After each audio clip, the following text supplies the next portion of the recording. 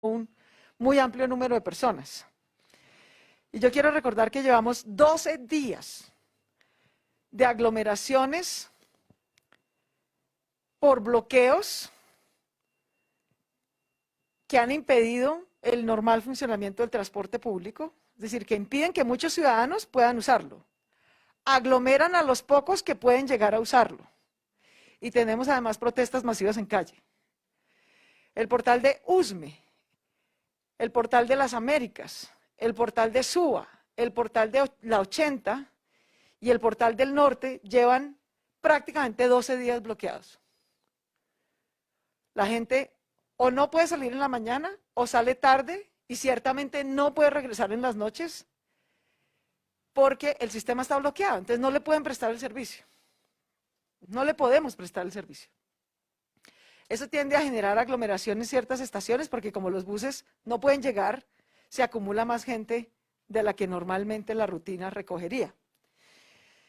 Entonces, la conjunción de alta movilización y alto contagio por el tercer pico, pues realmente nos tiene al borde del colapso hospitalario. Yo quiero recordar que Bogotá nunca había llegado al 96% de ocupación UCI COVID. Es la primera vez en toda la pandemia que llegamos al 96%. Lo máximo a lo que había estado Bogotá era el 94% de ocupación UCI.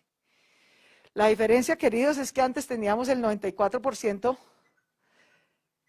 de 1.858 camas, o el 94% de 2.003 camas, que era lo máximo que teníamos. Hoy tenemos el 96% de 2.140 camas. O sea, no importa cuántas camas pongamos, sigue creciendo y creciendo y creciendo la ocupación. Esto nos pone obviamente en una situación muy difícil, pues porque unos son los que causan la aglomeración, que produce el incremento del contagio, y otros son los que pagan las consecuencias sociales de esto. Hemos decidido con el Comité Epidemiológico Nacional mantener las siguientes medidas en la ciudad de Bogotá. Y quiero ser absolutamente franca, estas son las medidas que creemos que es posible tomar en las actuales circunstancias, no las que serían deseables tomar. Desde el punto de vista epidemiológico hay muchas otras medidas que sería deseable tomar, pero en las circunstancias de agitación y movilización social hay muy pocas medidas que son viables aplicar. Viables aplicar. Tomar medidas que no estamos en posibilidad social de hacer cumplir, pues termina siendo peor para todos los efectos. Durante 15 meses, Bogotá pudo salir adelante de esta pandemia porque mantuvo un pacto de cuidado. Ninguna de las medidas que hemos tomado desde marzo del año pasado se han hecho cumplir gracias a la policía. Ninguna cuarentena se ha cumplido porque la policía meta a 8 millones de ciudadanos a sus casas o porque pueda verificar que todos los establecimientos comerciales cierran. Lo que nos ha cuidado y nos ha salvado la vida es un pacto tácito, ciudadano, que se rompió hace 2 semanas. Lo que se rompió en Colombia hace 2 semanas y en Bogotá en particular fue el pacto de cuidado ciudadano que nos ha salvado la vida durante 15 meses. Eso fue lo que se rompió. Y lleva 2 semanas roto. Y cada día que esté roto, ese pacto de cuidado colectivo, nos exponemos al riesgo de muerte masiva. Masiva. Estar al 96% de ocupación UCI es estar al borde del colapso hospitalario. Nunca antes habíamos estado en ese punto. Nunca antes. Tenemos además personal médico, de especialistas, enfermeras, mujeres que nos ayudan a hacer, en su inmensa mayoría son mujeres, pero también hay hombres, asistencia respiratoria, que no han podido cumplir sus turnos de trabajo porque no tienen transporte público para llegar. Tenemos personal cansado porque como los unos no pueden llegar a relevar al turno, les toca quedarse en doble, en triple turno. Nadie le puede cuidar la vida a otro si no puede dormir en 24 y en 36 horas.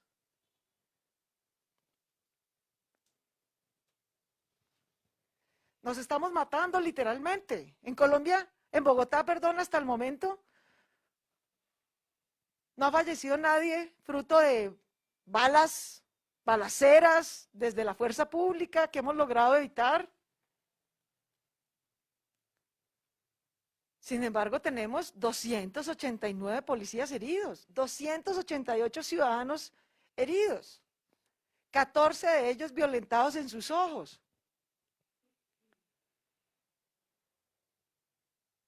Bogotá afortunadamente no ha estado ni en el colapso hospitalario que estuvo Medellín, ni en el colapso humanitario que ha tenido Cali, pero ya no aguantamos más. Si no hay un esfuerzo de cuidado, vamos a colapsar el sistema hospitalario como colapsó el de Medellín. Y si no hay un acuerdo de concertación social y política, podemos correr el riesgo de caer en un colapso humanitario como el que ha estado pasando en Cali. Yo le ruego a todos los ciudadanos un poquito de responsabilidad con nosotros, con nuestras familias y con los otros.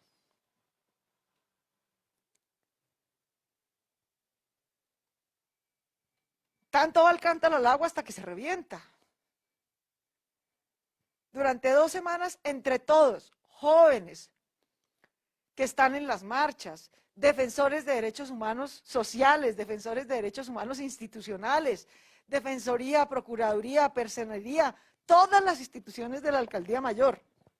Hemos logrado asegurar el cuidado en salud de todo el que necesita ser cuidado, sea por COVID o por no COVID.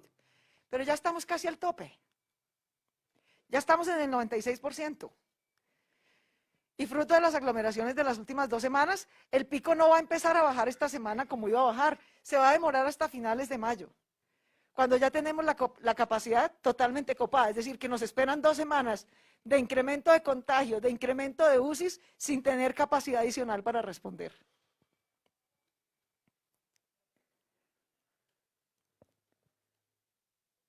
Con personal médico y personal de enfermería que no puede llegar a su trabajo porque se lo impiden los bloqueos, como se lo impiden a muchos otros comerciantes y trabajadores que están tratando de ganarse la vida, de que haya menos desempleo, de que haya menos pobreza. Pero si no se pueden mover, porque hay bloqueos, pues no pueden trabajar. Y si no pueden trabajar, no pueden ganarse la vida. Entonces, más tensión social hay. La medida que más nos protegería la vida a todos, en Bogotá, en Cali, en Medellín y en toda Colombia, es que haya una mesa de concertación social y política entre el gobierno nacional y quienes convocaron el paro y los jóvenes que están en las calles protestando. Sin embargo, antes de entrar a esta rueda de prensa, he leído que desafortunadamente no se ha llegado a la concreción de esa mesa. Una absoluta irresponsabilidad. Es absolutamente irresponsable con la vida de los jóvenes y con la vida de los colombianos y los bogotanos que cualquiera se niegue a una mesa de concertación social y política hoy. Mientras no haya una mesa de concertación social y política entre quienes convocaron el paro, los jóvenes que lo están sosteniendo en las calles y el gobierno nacional, la vida de Bogotá y de todo Colombia está en riesgo. O por agresiones y lesiones en las manifestaciones, o porque Bogotá está a punto de lograr lo que no había logrado el COVID. Lo va a lograr la irresponsabilidad de 2 semanas, que es poner en riesgo el cuidado de la vida que hemos logrado mantener durante 15 meses. E insisto, no es el COVID, porque el COVID lo habíamos superado en 3 olas y siempre habíamos podido atender a la gente y nunca habíamos llegado al 96%. Pero al tiempo, pandemia de COVID y crisis social y humanitaria, no. No aguantamos. El COVID tiene una vacuna. La crisis social y humanitaria también tiene otra, se llama concertación social y política. Y es inadmisible que hoy alguien, cualquiera, con cualquier excusa, se niegue a esa concertación social y política. Yo quiero recordar que a la paz con los armados le pusieron menos condiciones que a la paz social, a sabiendas de las profundas violaciones de derechos humanos de las FARC. Quienes promovimos la paz y hoy promueven el paro, no les exigieron parar las sistemáticas violaciones de derechos humanos como condición para negociar. Al contrario, justamente para parar esas sistemáticas violaciones a los derechos humanos fue que se pidió llegar a una concertación de la paz de los armados. No puede ser que para llegar hoy a la paz social, que es lo que estamos pidiendo, la paz social, la de oportunidades para los jóvenes y los colombianos en la pobreza, se pongan condiciones para negar la concertación social y política. Insisto, el COVID tiene una salida, el cuidado y la vacuna. La crisis política y humanitaria también tiene una salida. Se llama concertación social y política. Y quien se niegue a hacerla hoy está condenándonos a la muerte de manera irresponsable.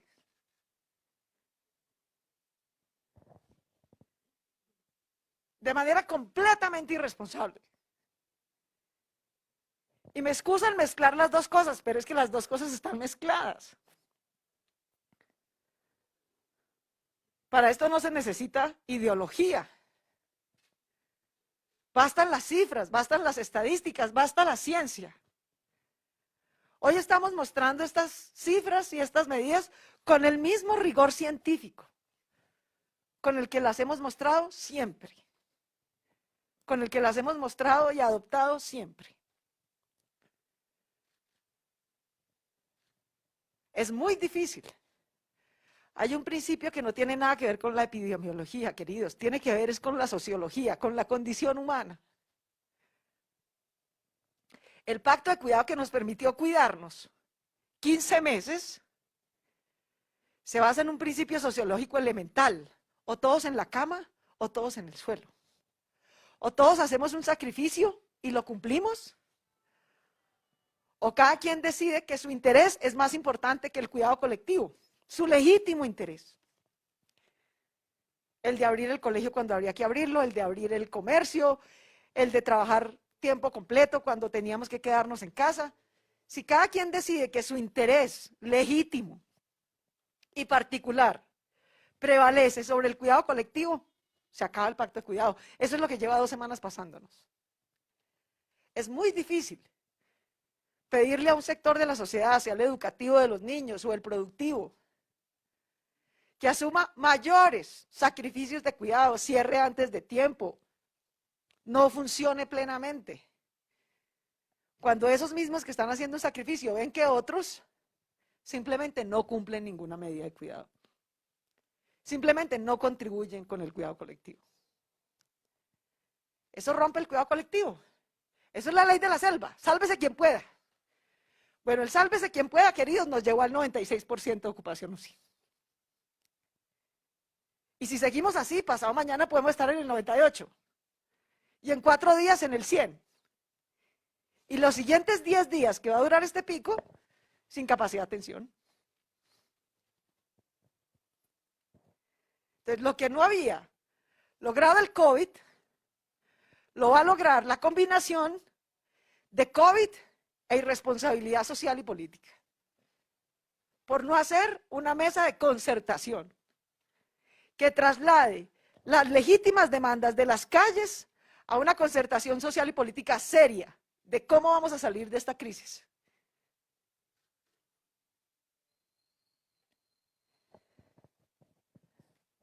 Eso sería lo que más nos protegería hoy. Eso sería lo que más nos protegería hoy. Y no tenerlo es lo que más nos desprotege en todos los sentidos. En la posibilidad de lesiones o muertes absolutamente inaceptables y dolorosas por cuenta de protestas sociales, y en la posibilidad cierta, como está ocurriendo, de que siga expandiéndose el virus y nos colapse el sistema hospitalario. Dentro de lo que es posible, dentro de lo que depende de nosotros, porque es que esa mesa de concertación social y política desafortunadamente no depende de ningún alcalde, lo hemos rogado todos los alcaldes, no hay un alcalde de Colombia o un gobernador que no lleve semanas rogando porque haya esa concertación, porque es que sin esa concertación no tenemos cómo cuidar a la gente, no hay médico que baste, no hay camas que basten. Necesitamos sensatez humana y política. Equipos de salud hay, camas hay, UCIs hay. Pero mientras no haya sensatez social y política, no hay camas que valgan.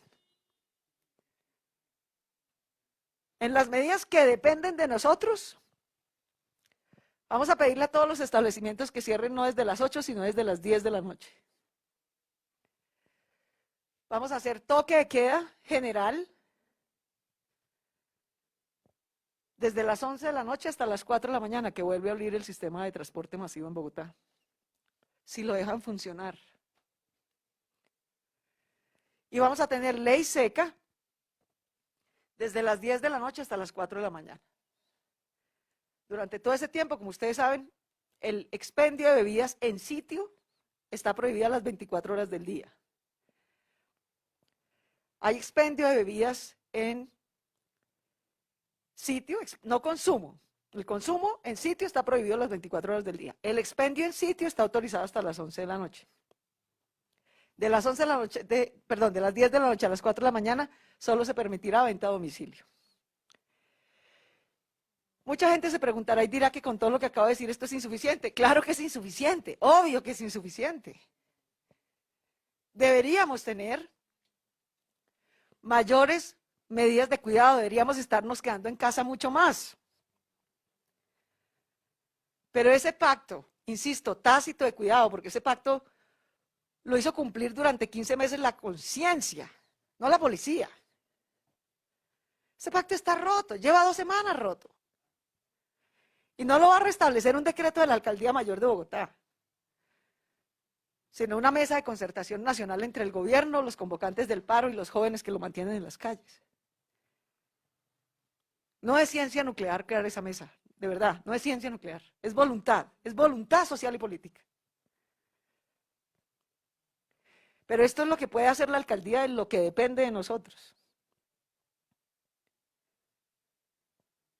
Los niños y niñas y jóvenes de Bogotá que llevan pagando un costo infinito, que ya han perdido 15 meses de su vida, porque no hay manera de que tengan la calidad de educación que se merecen y necesitan, virtual que presencial, no hay manera, está plenamente probado y comprobado. La sola educación virtual no logra darles el nivel de educación que necesitan para salir adelante en la vida. Y ese es un costo de por vida. De por vida. Así que por eso estamos dando aquí autorización para que el colegio que quiera, a pesar de las dificultades, retomar su presencialidad gradual y progresiva, muy limitada, la retome. Porque ¿con qué cara le decimos a los niños que ellos sí se tienen que sacrificar cuando ven que los adultos no lo están haciendo? ¿Con qué cara le decimos a los niños de Bogotá, de Colombia, que ellos sigan pagando la insensatez de los adultos? Como siempre, esto no es obligatorio, son los padres de familia y son las instituciones educativas en su gobierno escolar los que deciden si usan o no usan esta opción, pero por lo menos queremos dejarla abierta. Por lo menos queremos dejarla abierta. No todo el mundo tiene las mismas condiciones, en fin, lo dejamos a evaluación de cada consejo de gobierno escolar y de cada padre de familia. Pero dejamos la posibilidad abierta en caso de que pueda darse. Insisto, estas son medidas insuficientes, pero son las que podemos tomar desde un gobierno local como Bogotá en las actuales circunstancias de salud y sociales y políticas, porque es que no podemos tomar medidas de salud en abstracto, haciendo caso omiso de lo que está pasando en la ciudad. La mejor medida de cuidado, pero no la puedo decretar yo aquí. Pudiera, lo haría con gusto. Decrétese la conformación de una mesa responsable de concertación social y política entre el gobierno nacional, los convocantes del paro y los jóvenes en las calles. Pero pues eso no lo puede decretar la Alcaldía Mayor de Bogotá. Eso lo debería dictar la sensatez de los protagonistas y convocantes de esta crisis social y política que hemos tenido. Y no quiero con eso estigmatizar a ningún joven ni a ningún ciudadano que se ha movilizado por razones legítimas. No lo digo que no, por razones absolutamente legítimas. Pero masticarnos la rabia 2 semanas más no va a arreglar nada. No es rumiar la rabia lo que nos va a sacar de esta crisis. Es sentarnos en una mesa de concertación entre el gobierno nacional, los convocantes del paro y los jóvenes que están en las calles. Eso sí nos va a ayudar a encontrar salidas, para reconocer la gravedad de lo que ha pasado, para enmendar los errores que en estos días se han cometido y para encontrar salidas de inversión pública para generar el empleo y disminuir la pobreza que reclaman los colombianos con razón en las calles. Eso es todo lo que puedo decirles. Muchas gracias. Tenemos preguntas de los medios de comunicación que nos acompañan. Iniciamos con Ángel Camacho de Noticias Caracol. Alcaldesa y a todos los presentes, buenas tardes. Alcaldesa, le quiero preguntar por el caso de un joven que resultó herido tras disturbios en la 1 de mayo, que es llevado a un centro asistencial, finalmente fallece y al parecer claramente es producto de las manifestaciones. ¿Qué información tienen ustedes? Y también quiero preguntarle si los restaurantes pueden vender licor con las comidas, no me quedó claro. Sí, esa es la norma que ha regido desde siempre. En el caso de Daniel Alejandro, que nos lo reportan hoy nos lo reportan. Ustedes saben que nosotros hemos llevado con Secretaría de Salud, hospital por hospital, un reporte todos los días de qué ciudadano entra por las protestas. Tenemos 288 ciudadanos registrados que han entrado por protestas. En primer lugar, déjenme expresarle a Daniel Alejandro, a su familia, a la familia de él, a su madre, a sus hermanas, a sus amigos, mi más profunda condolencia. No teníamos el registro de que Daniel Alejandro ni siquiera hubiera entrado por una lesión. No nos lo reportaron. No nos lo reportaron. No aparece en el listado de las 288 personas.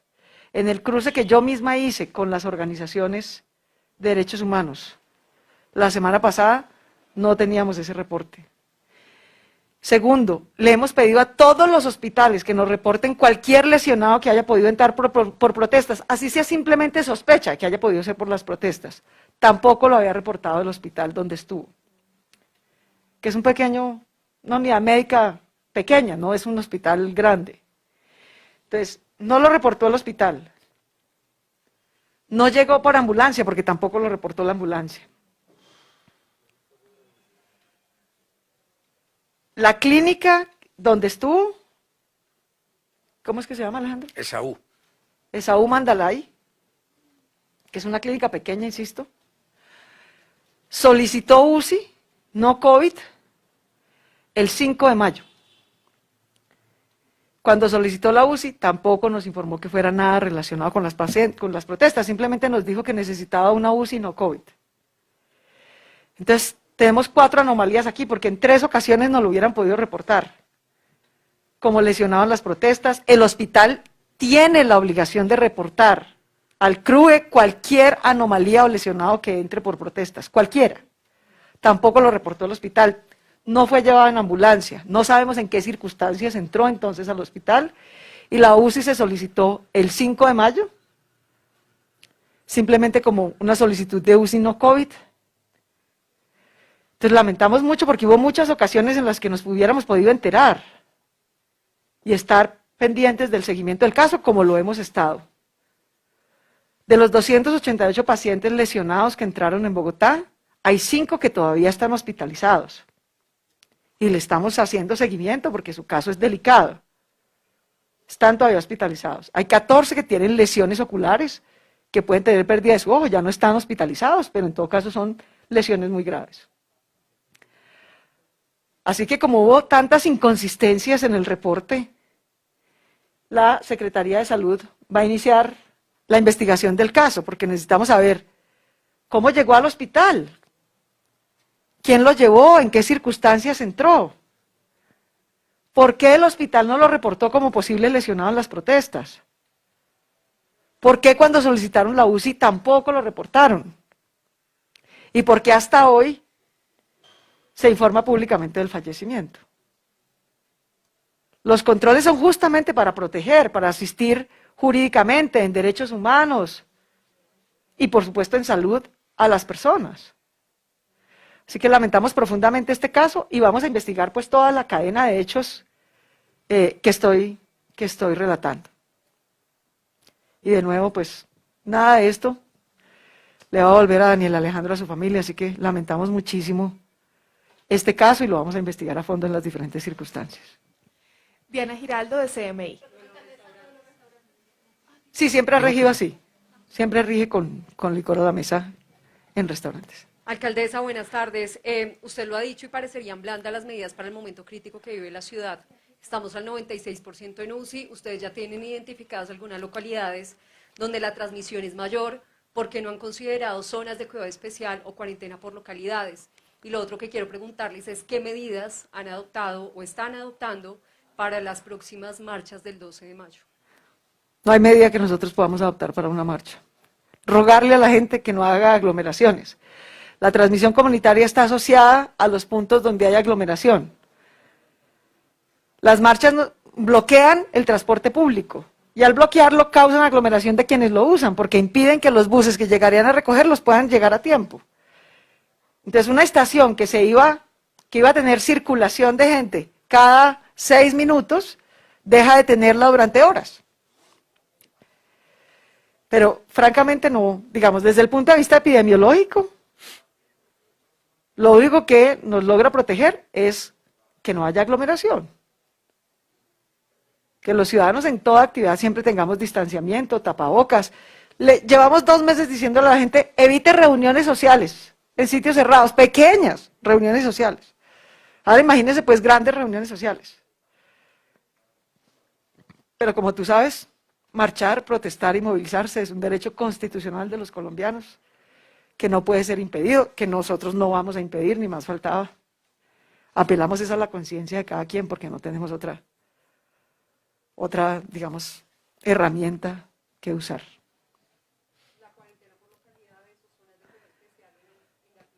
No es viable. O sea, ¿cómo le decimos a una localidad que se encierre mientras el resto de la ciudad sale a aglomerarse? Es que vuelvo, insisto, hace 2 semanas se rompió el pacto de cuidado colectivo. Lo que se rompió hace 2 semanas, desde el punto de vista del cuidado de la salud de Bogotá, es que unos sectores de la sociedad decidió que aquí en adelante nos cuidamos, sálvese quien pueda, y que cada quien hace lo que quiere. Estas son las consecuencias, apenas las estamos empezando a ver, pueden ser mucho peores. Pero no hay orden o decreto o fuerza que pueda restablecer la conciencia. Eso es todo lo que les puedo decir. Diana Gómez, de RTBC. Alcaldesa, ¿usted qué pronunciamiento tiene con respecto a lo que ocurrió en Portal Américas de la policía, unas capturas que hubo? Eso por un lado. Y lo otro al secretario también preguntar cómo va el proceso de vacunación en Bogotá debido a todas estas manifestaciones, ¿en qué va ese proceso para la ciudad? Pues cuando se viola la ley, por supuesto hay capturas. Lo que nosotros verificamos es que las capturas sean legales, que se rija siempre el debido proceso, que los ciudadanos cuenten con asistencia jurídica y que en todo momento sepamos en dónde están. En Bogotá no hay desaparecidos, ni uno solo durante estas protestas. De manera bastante ligera, la Defensoría del Pueblo sacó un informe diciendo que había 24 ciudadanos desaparecidos. No, bastaba con irlos a buscar a las URIs, que es lo que debe hacer la Defensoría, en vez de sacar informes sin sustento. La Defensoría no lo hizo, pero nuestro equipo de Derechos Humanos sí. Esos 24 ciudadanos habían sido o trasladados por protección o judicializados, y en todo momento se supo dónde estaban, tenían garantías judiciales y debido proceso. De manera que no ha habido desaparecidos, ni debe haberlos, que es una movilización social en una democracia, pues no tiene por qué haber desaparecidos. En Bogotá no lo hay, y a las personas que han sido retenidas, pues nuestra tarea como alcaldía es verificar que no se les violen sus derechos humanos, que tengan siempre asistencia judicial y debido proceso, y eso es lo que hemos hecho. Frente al tema de vacunación, es imposible decir que no se cayó en el ritmo que teníamos con ocasión de las protestas. Lo hicimos público en los días de más difícil movilización y de mayor cantidad de protestas. No solo se bajó, sino que un día llegamos a suspender por media jornada las actividades de vacunación y de toma masiva de muestras. Sin embargo, en los días jueves, viernes, sábado y domingo, en esos 4 días, en Bogotá se pusieron 100.000 dosis de vacunas. Bogotá puede perfectamente vacunar de manera masiva. Ya estamos muy por encima del 1.000.000 de dosis aplicadas y estamos avanzando mucho en tener personas con las 2 dosis aplicadas, que es en realidad de lo que se trata la vacunación, no solo de la primera, sino de la segunda. En este momento contamos con dosis de vacunas que nos permiten seguir con el mismo ritmo por lo menos esta semana, pero solo esta semana. Hoy lo hablábamos con el grupo y con el señor ministro de Salud, y lo vamos a hablar mañana en la mesa territorial de vacunación. Bogotá hubo un día que puso 36.800 dosis de vacuna. Y lo podemos seguir haciendo todos los días, y podemos subir a más vacunas. Lo que se requiere para hacer esa planeación de vacunación tan masiva es tener asegurado el insumo fundamental, que es la vacuna. Como ustedes han visto, en Bogotá hemos ampliado puntos de vacunación, por ejemplo, coliseos, y nos dicen claramente los responsables, tanto clínicas como EPS, conseguimos más, secretario, si usted me garantiza que yo alquilo un coliseo durante 2 meses y lo voy a poder usar todos los días para vacunar.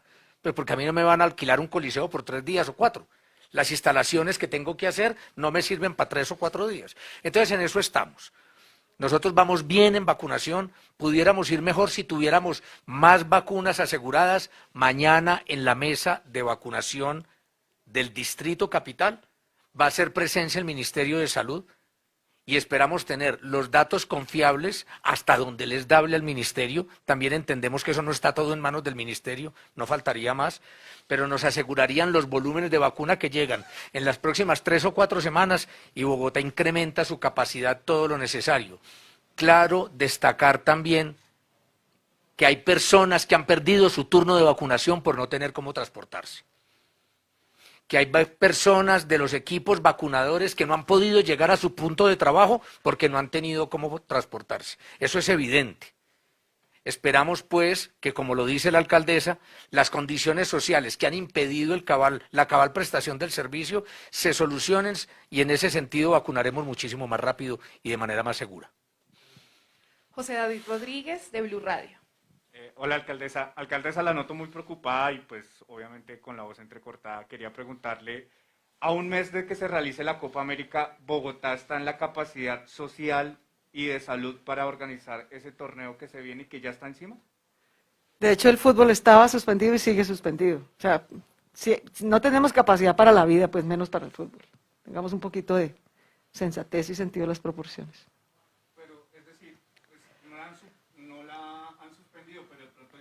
La Copa América no la organizo yo no puedo suspender un torneo que no hago.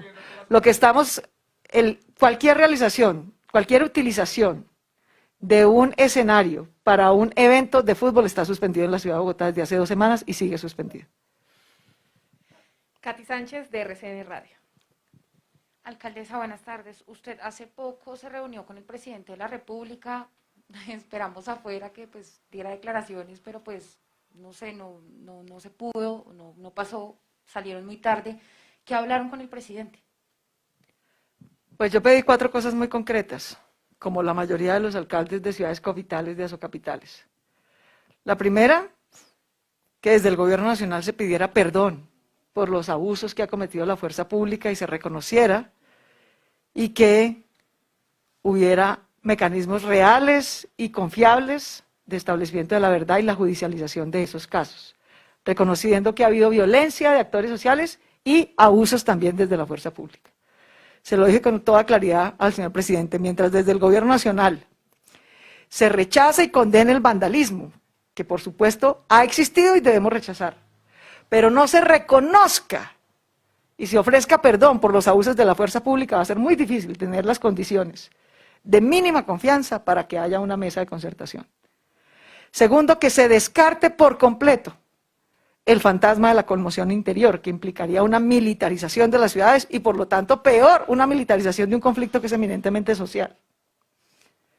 Que se descartara de plano, con todas sus letras, el uso de ese mecanismo establecido en la Constitución y que por el contrario se reiterara que el único mecanismo que se va a usar no es el de la conmoción interior, sino el de la concertación social y política.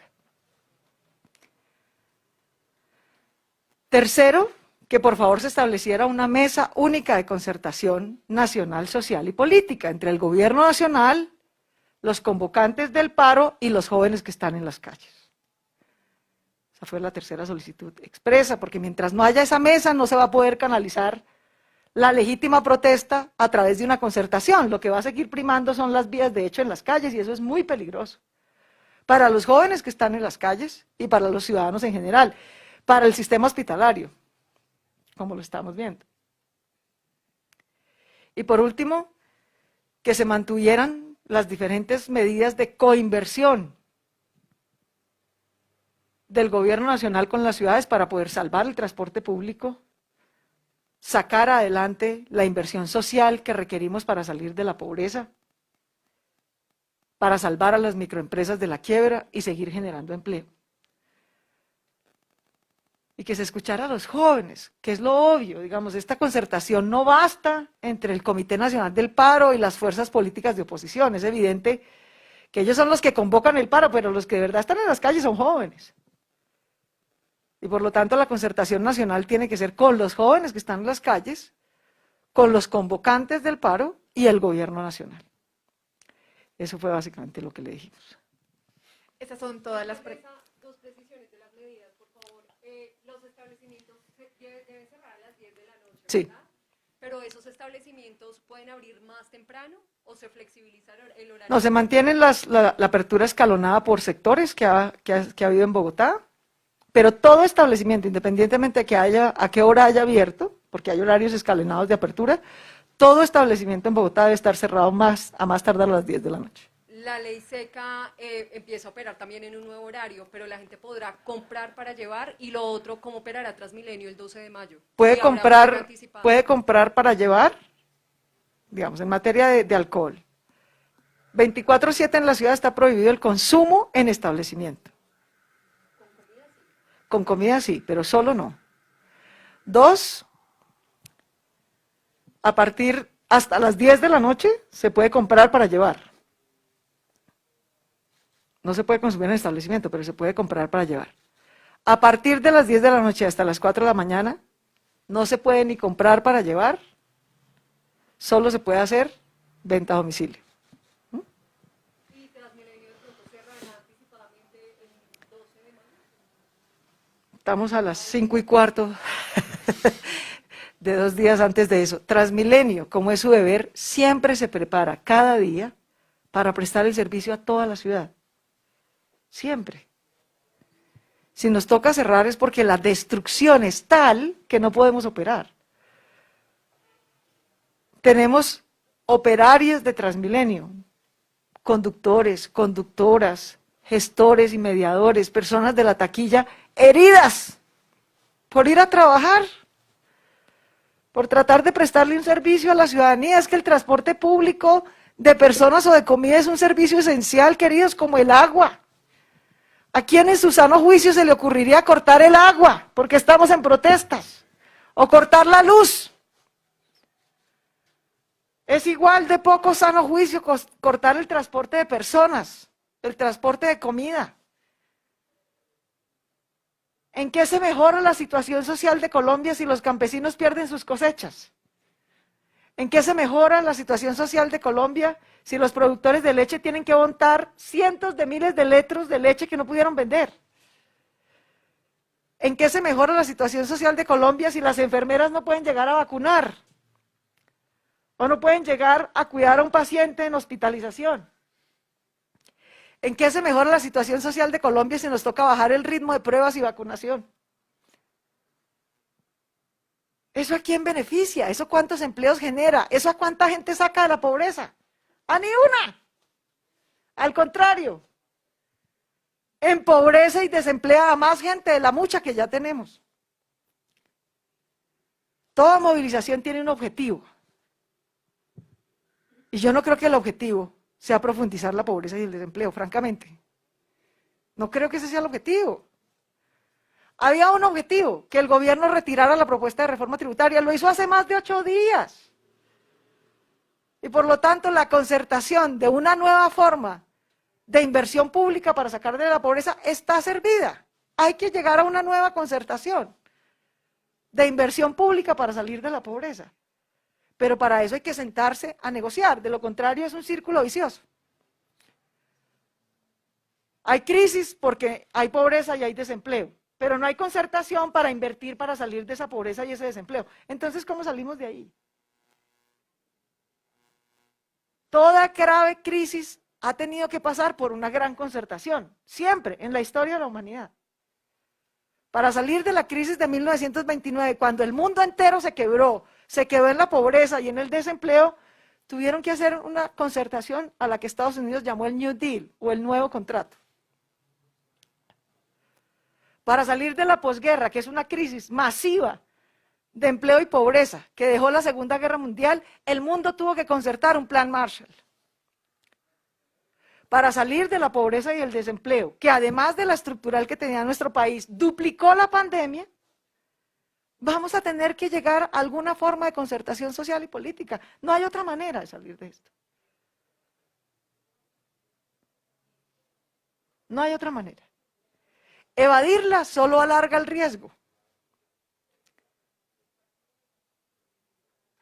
Evadirla solo pone en riesgo más empleos y más pobres. No hay manera de evadirla, queridos. No hay manera de evadirla. Lo que hay es que empezarla. Muchas gracias. Muchas gracias. Muchas gracias a todos.